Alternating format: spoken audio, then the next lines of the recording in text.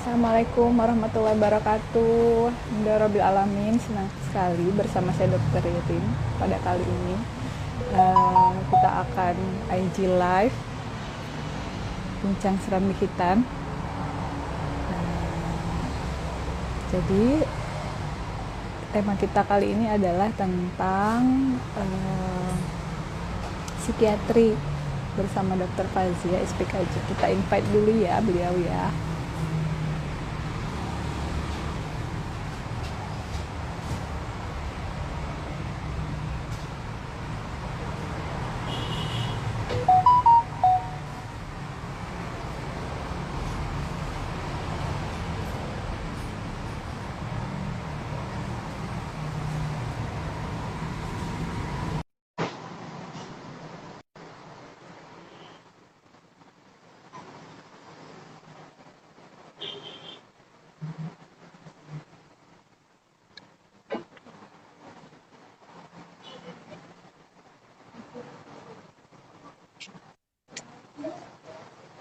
Assalamualaikum Dr. Assalamualaikum. Fazia. Waalaikumsalam warahmatullahi wabarakatuh. Suaranya kedengaran nggak ya? Dengar dok? Kedengaran ya. Saya nggak pakai headset. Dengar dok. Nah, alhamdulillah. Agak miring ya kamera saya dok ya. Bentar ya. Sudah? Sudah ya? Enggak, kamera saya yang miring dok. Memang agak miring sedikit. Gak apa-apa ya. Assalamualaikum warahmatullahi wabarakatuh. Dr. Fazia apa kabar? Warahmatullahi wabarakatuh. Alhamdulillah sehat. Puasa dok? Alhamdulillah. Sudah hari keberapa ya? Sudah hari ke? Kalau hari Minggu. Ya, hari Sabtu. Hari Sabtu, ya ya. Berarti Sabtu, Minggu, Senin, Sudah 5 Selasa, hari Rabu. ya? Iya. Oke. Ya dok. Saya buka dulu ya dok ya. Oke. Assalamualaikum warahmatullahi wabarakatuh teman-teman semuanya. Berjumpa lagi bersama Dr. Ririn di acara bincang serambi hitam. Kali ini tema kita itu tentang bipolar karena memperingati Hari Bipolar Sedunia tanggal 30 Maret kemarin. Jadi kita angkat itu IG Live kita, judulnya itu tentang mengapa emosiku labil, mengenal gangguan bipolar. Bersama narasumber kita hari ini adalah Dr. Fazia, spesialis kedokteran jiwa.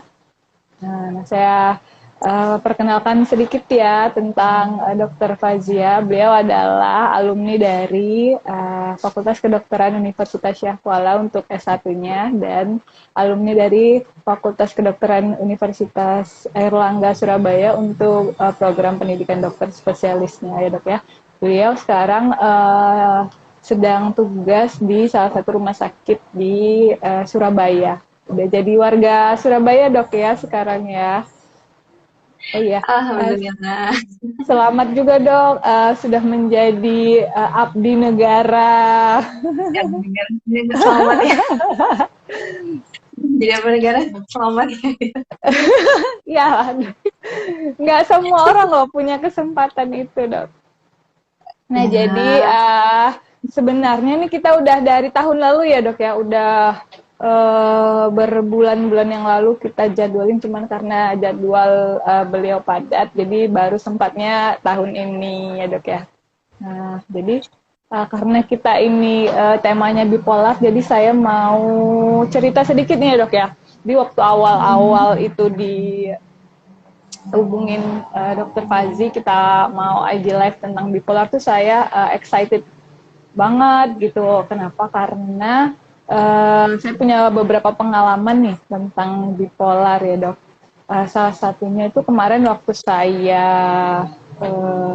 koas, misalnya di stasi jiwa tuh kan di rumah sakit jiwa, itu dikasih tugas salah satunya itu laporan kasus. Jadi salah satu pasien saya itu diagnosisnya tuh saya masih ingat dok, pasien bipolar itu gangguan afektif bipolar episode kini manik dengan gejala psikotik. Jadi karena pasiennya waktu itu fasenya manik, jadi beliau tuh sangat kooperatif. Semua yang saya tanya tuh dia jawab dan semuanya itu sangat membantu dari laporan kasus saya, gitu, Dok. Jadi kemarin itu singkat cerita ada laki-laki 20-an tahun, beliau itu eh, kenapa masuk RSC, jadi beliau itu ikut trading, Dok. Waktu itu tahun 2011 atau 2012 itu, sekitar 10 tahun yang lalu ya, Dok ya. Nah, jadi beliau itu ikut trading, F trading tuh pakai uang kuliahnya. Jadi uang kuliahnya itu hangus habis kan. Jadi setelah itulah jadi trigger, muncullah gejala-gejala sehingga akhirnya si pasien ini masuk ke rumah sakit jiwa. Dan satu yang apa ya, yang jadi pelajaran buat saya, dulu kan saya belum tahu tuh soal trading, Dok. Nggak sehit sekarang kan trading, jadi saya nggak tahu, saya pikir trading yang dia bilang itu adalah hasil imajinasinya, Dok.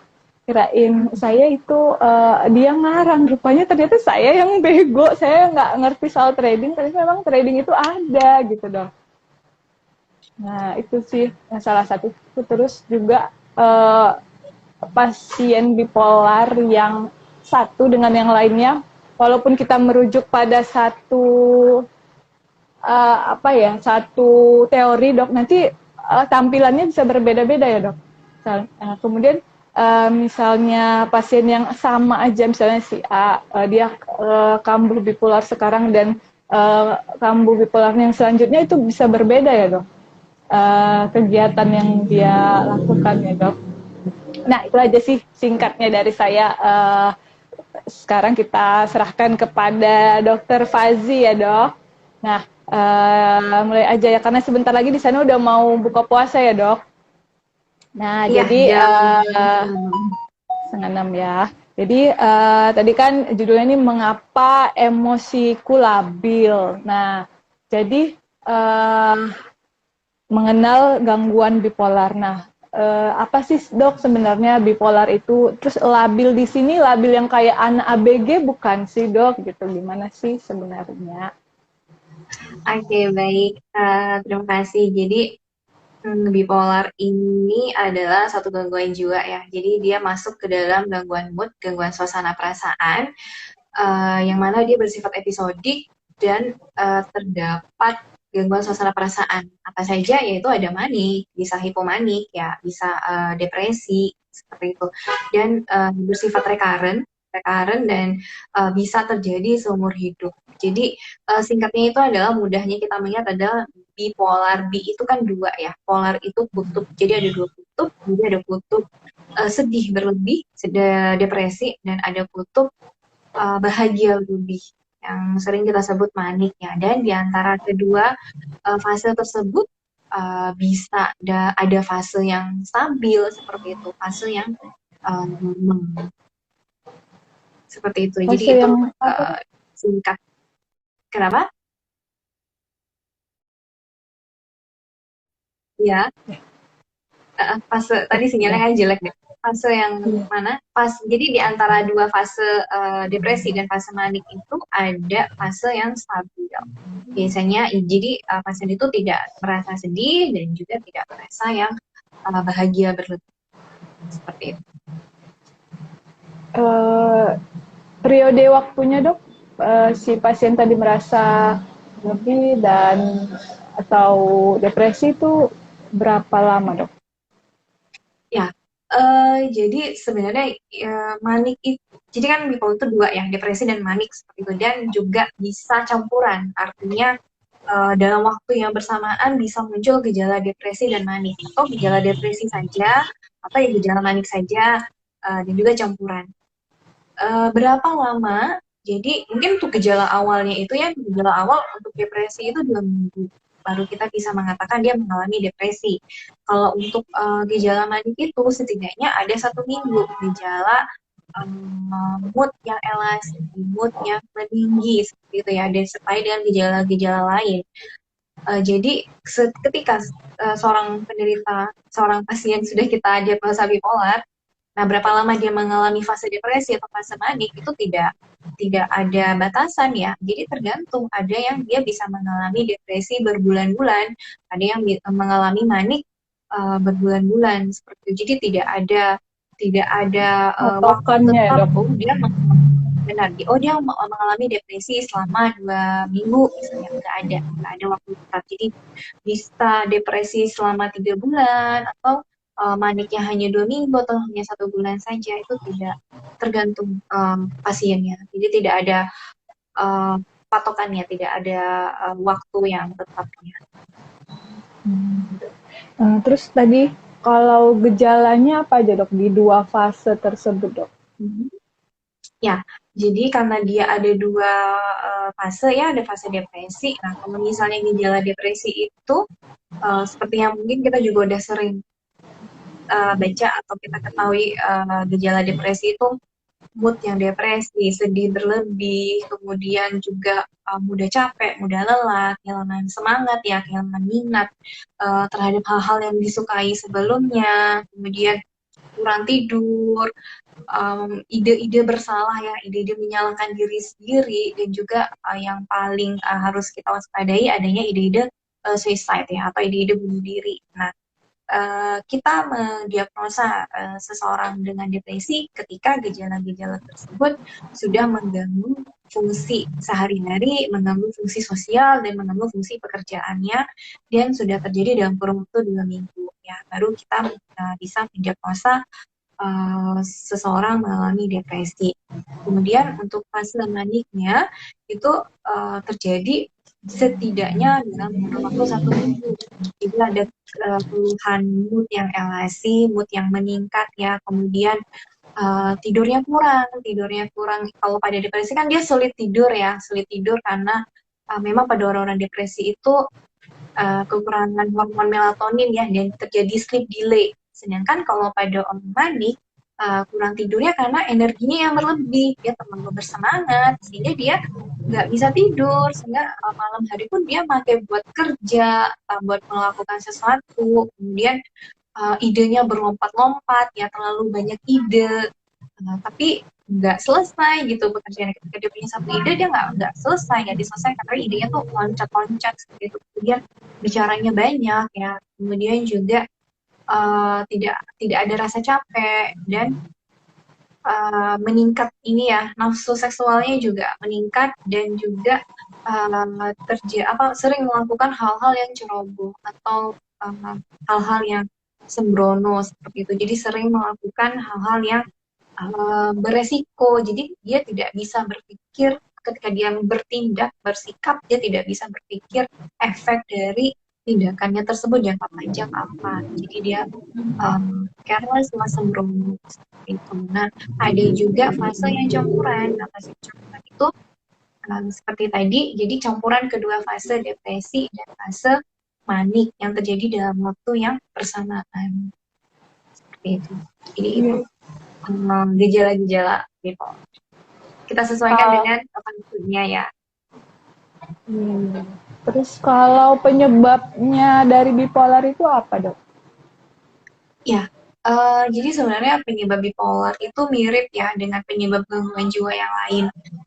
Kita biasanya membagi dua ya, ada nature sama nurture ya. Nature itu kan bawaan, keturunan, genetik. Jadi biasanya kita mencari tahu apakah ada riwayat keluarga yang mengalami gangguan mood sebelumnya. Kalau misalnya ada, jadi dia itu lebih beresiko ketika misalnya seorang anak mengalami gangguan mood, dan bukan seorang anak sih, ketika seorang orang tuanya mengalami gangguan mood, maka anaknya itu akan lebih beresiko mengalami gangguan mood dibandingkan orang yang keluarganya tidak mengalami gangguan mood seperti itu ya. Jadi keturunan itu mempengaruhi.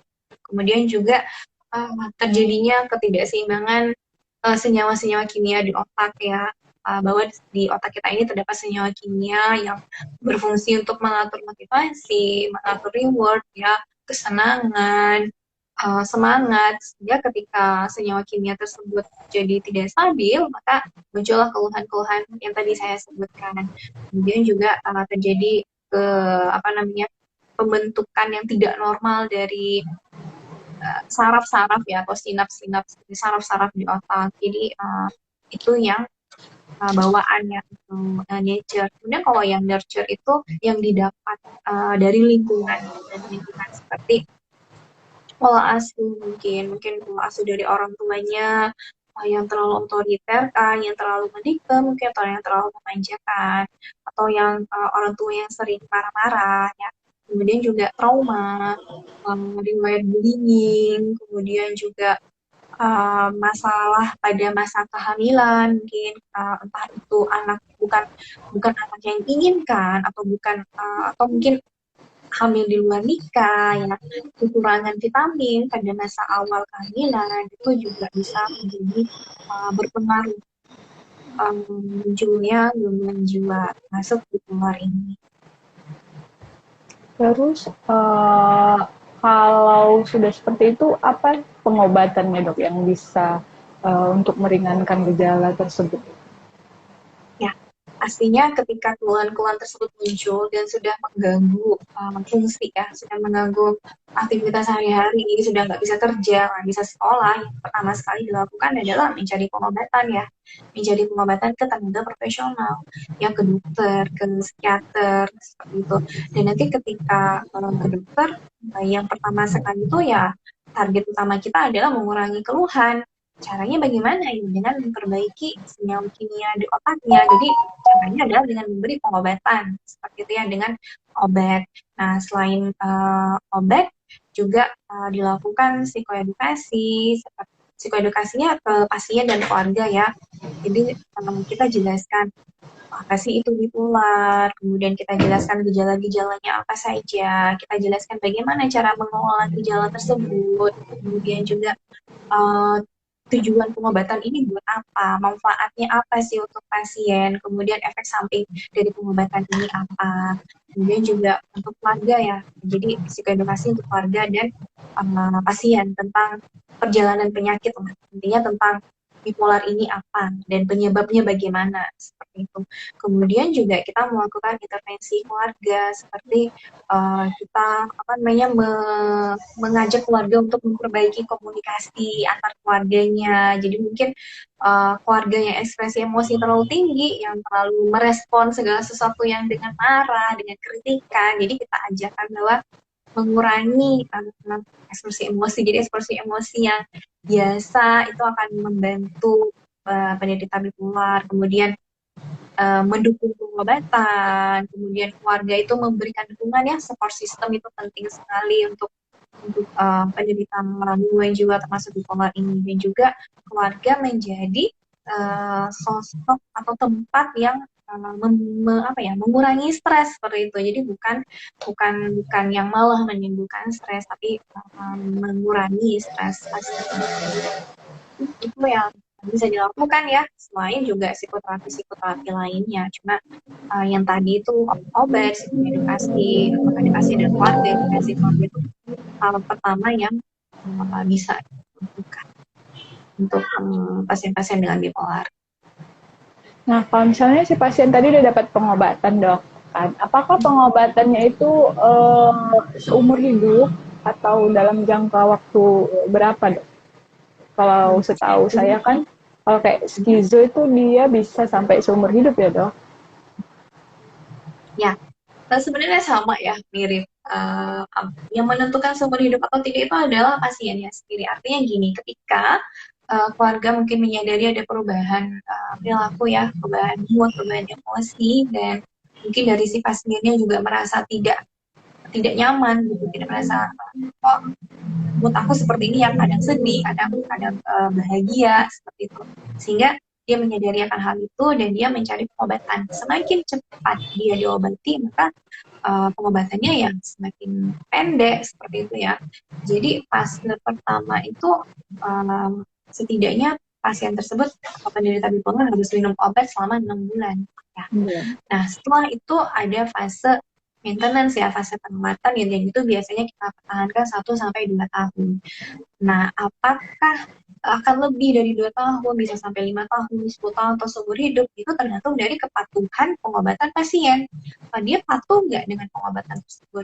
Jangan-jangan begitu dia merasa udah baik, ya udah dia nggak kontrol lagi, nggak minum obat lagi. Padahal kan sebenarnya nggak seperti itu. Obatnya harus diminum rutin, dia harus kontrol teratur setiap bulan. Jadi pemahaman pasien akan pentingnya kontrol teratur minum obat rutin itu juga penting, dan juga dukungan dari keluarga itu mendukung mereka untuk minum obat, karena seringnya itu ngapain sih kamu minum obat, kamu itu nggak sakit, misalnya seperti itu kan sering kita dengar keluarga ngomong seperti itu. Akhirnya pasiennya, dok saya nggak kontrol karena kata ibu saya atau kata ayah saya nggak bisa minum obat. Nah akhirnya kan kamu, ketika dia mungkin awal-awal dia merasa oke oke baik seperti itu, tapi setelah itu mungkin sebulan, dua minggu, sebulan atau 1 bulan dia putus obat, dia keluhannya akan kambuh lagi. Nah ketika keluhannya kambuh, semakin sering kambuh, maka pengobatannya akan semakin lama, akan semakin panjang, ya bisa jadi seumur hidup. Jadi kalau ditanya apakah seumur hidup atau tidak, itu tergantung dari pasiennya sendiri dan kepatuhan dan dukungan untuk pengobatan. Ya. Artinya semakin si pasien tadi teratur mengkonsumsi obat hingga tuntas ya dok, semakin cepatlah proses atau semakin pendeklah jangka waktu pengobatannya ya dok. Nah, Benar-benar, karena nanti ketika kondisinya membaik kan dosis obatnya akan kita turunkan. Jadi dia tidak akan selamanya dengan dosis yang seperti itu, ya. Kan kita turunkan dosisnya sesuai dengan keluhan dia saat ini. Jadi kita sesuaikan. Kita sesuaikan nanti dosisnya sesuai dengan kebutuhan pasien. Iya, iya dok. Itu tadi makanya perlu ke KIE ke keluarga ya dok. Sehingga nanti bisa tuntas lah si pengobatan tadi. Kemudian berarti pasien tadi ketika dia terjadi gangguan-gangguan tadi sadar ya dok. Dia maksudnya ngeh Pak, dok. Maksudnya dia ngerasa berbeda ya dok ya. Ngerasa sakit enggak gitu dok? Ya, biasanya kan mereka akan merasakan perubahan moodnya itu, ya. Dia akan merasakan kok saya gini jadi ya, sedih seperti itu. Terus nanti tiba-tiba jadi bahagia. Dia merasakan moodnya yang berubah-ubah. Dia merasakan ada ada perubahan suasana perbedaan. perasaan. Ya, Ya, dok, ya. dia bisa merasakan hal itu. Dan dia bisa, mereka bisa cerita ke kita. Saya dok. Di fase depresi juga bisa diceritain dok? Bisa ya? Bisa Ya. bisa kan apa ya namanya, selama mereka tidak yang psikotik, ya psikotik itu artinya ya dia tidak terjadi selama di yang mungkin sulit kita ajak bicara itu pasien-pasien dengan skizofrenia, ya, yang gangguan jiwa berat, yang ada keluhan-keluhan kayak halusinasi, paham, agitasi, mungkin itu sulit untuk kita ajak bicara, ya. Tapi kan kalau pasien-pasien depresi atau pasien-pasien gangguan mood bipolar itu masih bisa ajak bicara, dan mereka masih bisa cerita apa sih yang terjadi sama mereka, kenapa mereka seperti itu, mereka masih bisa. Nah, jadi supaya tidak terjadi bipolar nih, ada nggak dok cara untuk mencegahnya dok?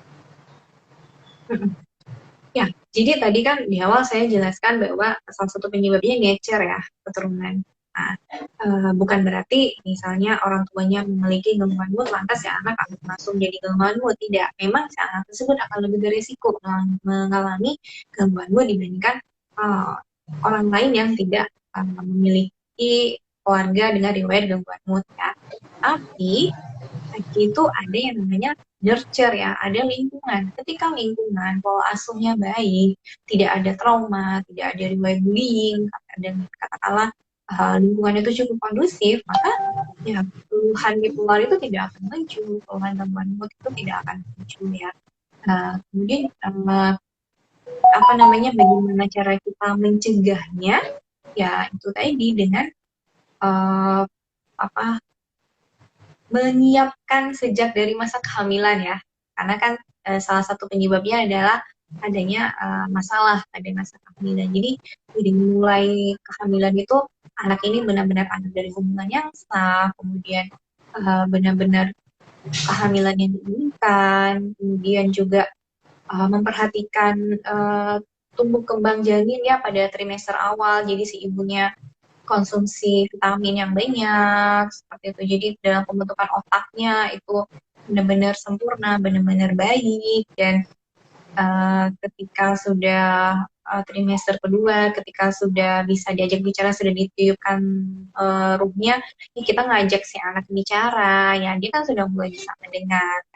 Kemudian setelah lahir, kita benar-benar hadir, orang tuanya tuh hadir, memberikan mana, memberikan, memastikan ya, membuat si anak itu merasa bahwa dia merasa aman terlahir di dunia ini. Karena kan dia merasa nyaman sekali di dalam perut si ibu. Ketika dia keluar kan dia merasa ini dunia ini ancaman gitu buat dia ya. Nah, sehingga kita sebagai orang tuanya itu memberikan, meyakinkan sana bahwa kamu aman kok di dunia ini gitu. Jadi dari mulai kehamilan, ketika si anak lahir 0 hari ya, pas dari 0 bulan sampai 18 bulan itu juga benar-benar kita perhatikan. Dan ketika dia sudah melewati fase-fase toilet training misalnya, itu juga kita perhatikan, dengan kita marahin, dengan kita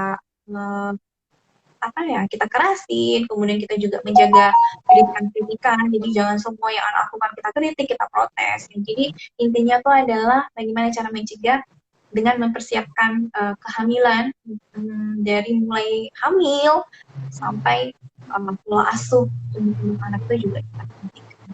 Karena itu semua berpengaruh terhadap cikal bakal terjadinya gangguan jiwa. Nah, jadi itu tadi kan kalau si ibunya belum bipolar. Tapi kalau si ibunya udah terdiagnosis bipolar, lalu kemudian dia hamil, itu gimana dok? Kemudian dia lagi pengobatan juga, gimana kira-kira? Ya, jadi dari literatur itu disebutkan ketika memang si ibu itu sudah mengkonsumsi obat ya, sebaiknya kita lanjutkan obat tersebut. Karena kalau tiba-tiba putus, itu bisa kambuh ya. Memang ada obat yang tidak aman bagi ibu hamil ya. Obat mood stabilizer ya, Depakote, itu tidak aman bagi ibu hamil. Kategorinya tuh masuk kategori D yang tidak aman buat ibu hamil ya. Namun kita pilih obat-obat yang mungkin obat yang penstabil mood itu tidak kita berikan, tapi kita bisa memberikan meneruskan obat yang lain, misalnya obat untuk depresinya, atau kita tambahkan dengan obat yang lain. Jadi tetap obatnya itu harus diberikan. Pastikan ketika dia hamil, dokter obgyn dan psikiaternya akan bekerja sama. Jadi dokter psikiaternya juga mengkondisikan obatnya yang aman untuk ibu hamil. Kemudian dokter obgynnya akan melihat tumbuh kembang janinnya bagaimana, ada kelainan atau tidak. Jadi sebaiknya obatnya tetap dilanjutkan. Khawatirnya kalau tidak dilanjutkan akan kambuh ya, akan kambuh keluhannya. Jadi kita melihat riset benefitnya ya, lebih banyak mana sih keuntungannya dengan kita meneruskan pengobatan atau kita stop pengobatan. Iya dok. Kalau yang saya tangkap dari tadi, jika seorang udah terkena bipolar, jangan sampai kambuh lagi ya dok ya. Kalau misalnya kambuh nanti jadi lebih panjang proses pengobatannya ya dok. Nah itu tadilah diperlukan keluarga yang mendukung ya dok. Nah kemudian mengenai mood swing dok. Apakah mood swing ini sama nggak dengan perubahan mood tadi yang dokter jelaskan di awal? Mood swing itu sebenarnya perubahan mood ya. Mood yang labil itu adalah mood yang sering berubah-ubah. Jadi mood swing itu adalah salah satu gejala dari bipolar. Oh, berarti nggak ada mood swing yang fisiologis, nggak ada ya? Gini, mood swing yang fisiologis itu bukan mood swing ya. Jadi kan bipolar itu gangguan mood lah ya, itu paling sering terjadi pada perempuan. Kenapa? Karena salah satunya itu adalah hormonal ya, hormonal. Balik lagi, apakah ketika saya akan hide, saya mudah marah, mudah sedih, itu masuk bipolar? Belum tentu, belum tentu. Balik lagi, dengan bagaimana cara kita mendiagnosa, itu terjadi disfungsi, adanya gangguan dalam fungsi sosial, fungsi pekerjaan, dan fungsi aktivitas sehari-hari. Nah, kalau misalnya ketika akan haid, kita jadi mudah sensitif, jadi mudah marah, mudah sedih, itu perubahan hormonal. Karena yang namanya perempuan kan PMS ya dok. setiap satu siklus itu kan terjadi perubahan hormonal. Jadi kalau jadi masih bisa kerja, dia masih bisa kerja, makan yang masih enak, ya itu bukan bipolar, itu gangguan mood yang gangguan mood ya. Perubahan suasana perasaan yang wajar karena perubahan hormonal tadi ketika akan haid seperti itu, atau ketika masa kehamilan itu juga bisa. Kan masa kehamilan juga terjadi perubahan hormonal ya, sehingga perempuan mungkin jadi sering sensitif, mudah sedih, mudah nangis, pingin suaminya terus ada, pingin diperhatikan terus, atau ketika melahirkan seperti itu. Namun ketika semua itu tidak mengganggu fungsi keseharian dan mengganggu aktivitas sosial dan pekerjaannya, dia masih bisa berfungsi dengan baik ya. Artinya fungsi sebagai seorang istri, seorang ibu, sebagai yang seseorang yang bekerja gitu ya. Itu tidak kita masukkan sebagai gangguan. Jadi itu sebagai suatu perubahan perasaan wajar karena hormonal wanita. Iya dok. Kemudian dok ini impulsif dok, kan saya itu pernah dengar kayak bagaimana kita membedakan perilaku yang impulsif dengan impulsifnya itu yang manik. Gimana ya bilang? Gimana kita membedakan perilaku yang impulsif yang berdiri sendiri dengan fase manik? Karena saya lihat agak mirip-mirip gitu dok, yang terjadi. Itu gimana dok? Ya, jadi kalau misalnya impulsif itu bisa pada pasien bipolar, bisa pada pasien yang borderline ya, kepribadian ambang, atau juga pada anak-anak ADHD, pada orang-orang yang mengalami ADHD itu juga bisa ada impulsif. Sebenarnya impulsif itu adalah melakukan tindakan tanpa berpikir panjang ya. Jadi dia bersikap kayak risk-taking behavior lah ya, mengambil tindakan-tindakan yang beresiko. Jadi dia nggak mikir panjang. Contohnya misalnya kalau lagi manik ya, impulsifnya itu adalah dia berhubungan, ya udah siapapun yang ketemu dia berhubungan. Seperti itu sering banget ketika dia sedang manik, seksualitasnya meningkat. Atau dia marah di tempat umum, dia nggak mikir kalau ternyata marahnya itu nanti berefek ke diri dia, atau mungkin berefek ke orang sekitarnya, dia tidak berpikir seperti itu. Jadi impulsif itu tidak berdiri sendiri ya, dia itu adalah bagian dari gejala bipolar, ya bisa bagian dari gejala bagian dari gejala BPD, borderline personality disorder, atau ya bahasa Indonesianya sih gangguan kepribadian ambang ya. Jadi impulsif itu gejala, bukan berdiri sendiri. Iya. Karena saya pernah lihat ya dok, ya kan kalau sekarang lagi ngetren healing ya kan dok. Jadi atau apa ya istilahnya self reward gitu kan. Jadi ada tuh kalimat yang menyatakan bahwa nggak usah self reward lah gitu. Kalau impulsif ya impulsif aja gitu. Berarti itu sesuatu. Coba jelasin dok, itu sebenarnya statement itu benar nggak? Gitu? Sebentar, tidak perlu self reward kalau impulsif. Ya. Kan salah satu dari gejala impulsif itu kan boros gitu dok. Nah kan kalau self reward kan kita ingin memberi hadiah kepada diri kita, jadi kesannya kayak boros gitu dok, beli ini buat beli A, B, C yang sebenarnya kita nggak perlu, itu kita beli, tapi dengan dalih itu adalah self reward buat kita gitu. Itu gimana tuh dok?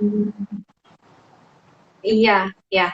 Oke. Jadi sebenarnya kan eh ya bisa jadi itu impulsif sebenarnya ya. Karena yang namanya self reward ya tidak sekali self reward. Self reward itu kan ketika kita ingin menghadiahi diri kita atas pencapaian yang besar seperti itu ya. Misalnya nih kita lulus tes misalnya seperti itu atau promosi jabatan ya. Jabatan. Self reward bisa, tapi kalau misalnya nih kita self reward setiap hari, setiap setiap bulan misalnya, itu namanya bukan self reward ya, tapi ya, ya itu impulsivitasnya dia yang nggak bisa ngerem. Atau bisa jadi yang lainnya adalah dia butuh dopamin ya. Jadi kan di otak kita tuh ada yang namanya dopamin ya. Dopamin itu kan fungsinya untuk self reward, memang pleasurable ya. Jadi untuk bahagia, meningkatkan bahagia seperti itu. Nah, sebenarnya dopamin itu akan meningkatnya. Kita akan memberikan self reward atau akan meningkat ketika memang ada suatu pencapaian yang besar seperti yang kita dapat, yang kita berusaha dengan sungguh-sungguh lah, intinya seperti itu. Tapi ada orang-orang yang ini terjadi pada orang-orang adiksi ya, pada orang-orang yang ketergantungan adiksi game atau Z. Jadi dia mencari dopamin reward, itu meningkatkan dopamin dengan cara yang instan. Itu tadi dengan game ya misalnya, atau dengan belanja, atau dengan makan. Jadi dia mencari dopamin dengan cara yang instan. Nah, bisa jadi itu bagian dari intensitasnya dia, itu bagian dari adiksinya dia, craving dopamin ya.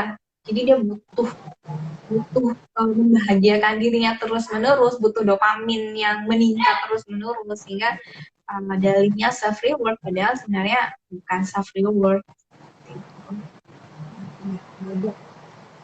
Nah, saya rasa pertanyaan saya sudah habis nih dok. Sekarang kita lihat ke kolom komentar ya dok. Kalau ada yang mau tanya bisa di kolom komentar. Saya lihat dulu ya dok.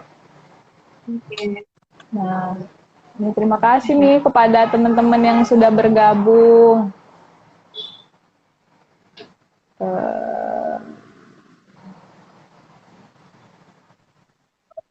Belum ada pertanyaan nih dok nih kayaknya nih. Kayaknya udah pada paham semua.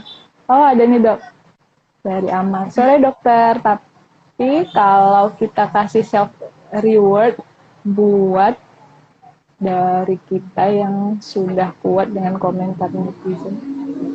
Ya.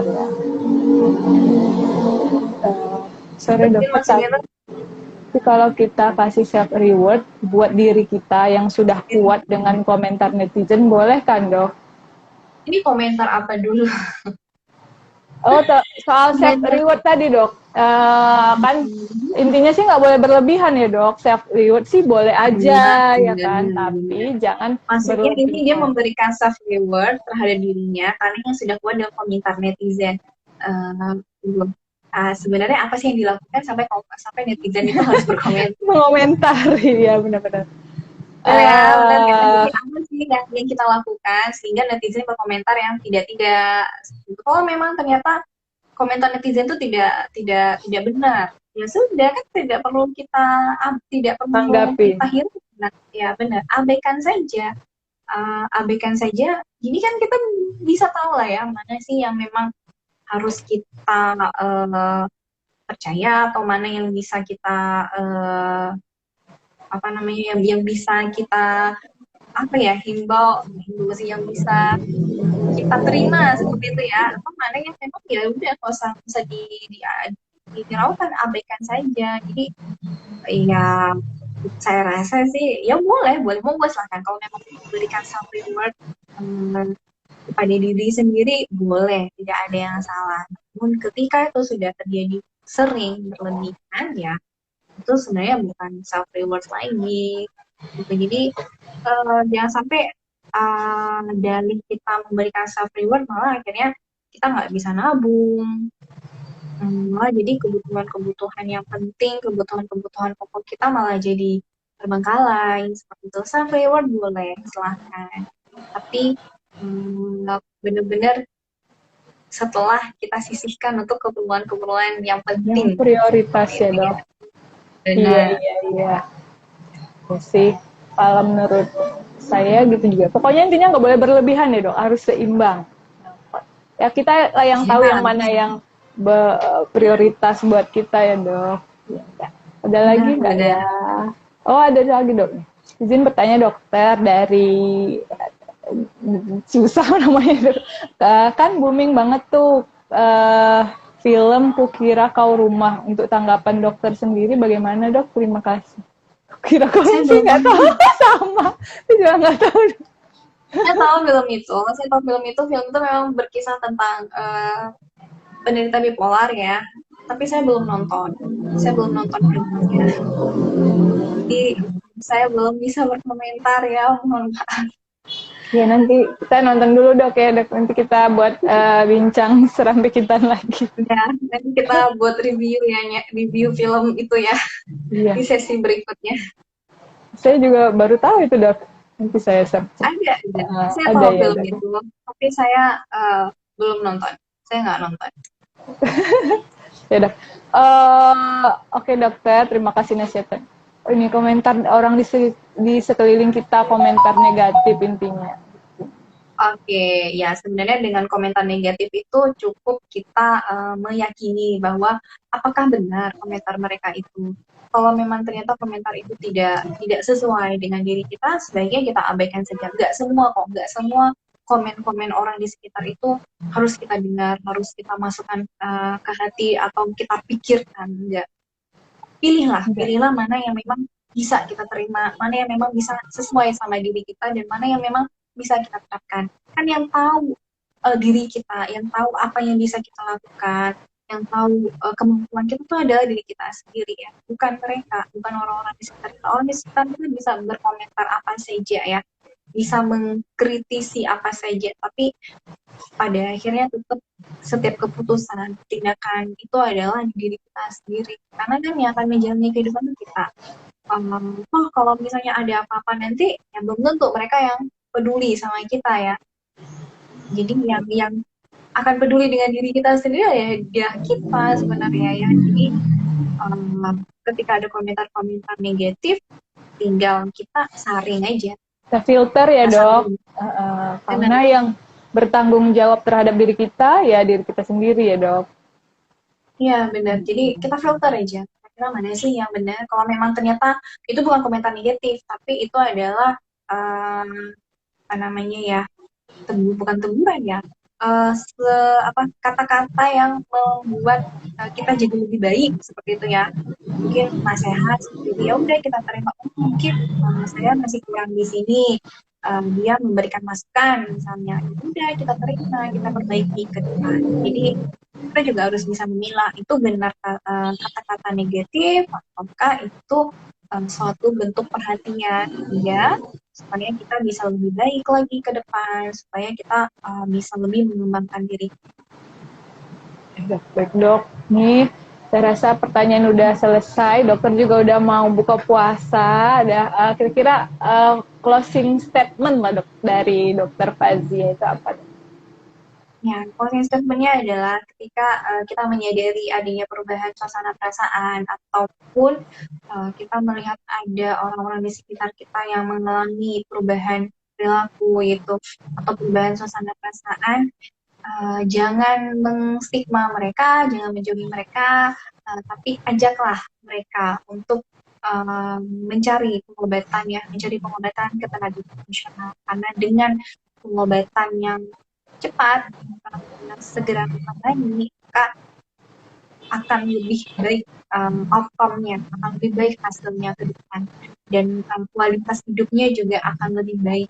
Dan biasanya pasien-pasien dengan bipolar itu cerdas ya, jadi mereka tetap bisa berfungsi ketika pengobatannya dilakukan dengan teratur, dengan minum obat secara rutin.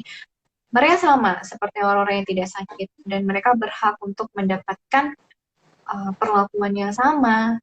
Jadi bukan berarti mereka mengalami bipolar lantas mereka di label yang jelek ya, tidak. Mereka sama dengan kita, mereka berhak mendapatkan perlakuan yang sama seperti Berhak orang-orang bahagia sehat. ya dok. Kenapa? berhak bahagia. Benar, benar. Mereka berhak untuk benar-benar mereka berhak untuk bahagia, mereka berhak untuk dirinya, mereka berhak untuk kehidupannya, ya. Jadi eh, ketika seseorang mengalami bipolar tidak ada yang salah dengan bipolar itu. Biar mereka tidak sendirian, eh, ada dokter yang bisa membantu mengurangi keluhan-keluhan tersebut. Jadi jangan malu ya, jangan merasa sungkan ketika memang mengalami keluhan-keluhan tersebut, segeralah cari pertolongan ke tenaga profesional terdekat ya. Terima Kan kasih sekarang banyak. kesehatan itu Ya. nggak pakai umum tuh bisa pakai BPJS, jadi udah Oh iya dipermudah. iya iya, alhamdulillah ya baik dokter. Terima kasih banyak dokter Fazia SPKJ atas waktunya. Selamat berbuka puasa, selamat menjalankan ibadah puasa. Pada teman-teman yang udah ikut bergabung, terima kasih banyak. Semoga bermanfaat. Kita bertemu ke ID Live selanjutnya dengan narasumber-narasumber yang hebat lainnya. Assalamualaikum warahmatullahi wabarakatuh. Terima kasih. Kak, ini gimana ya Kak? Mau di tag kan? Saya takut salah pencet nih. Nih, nih.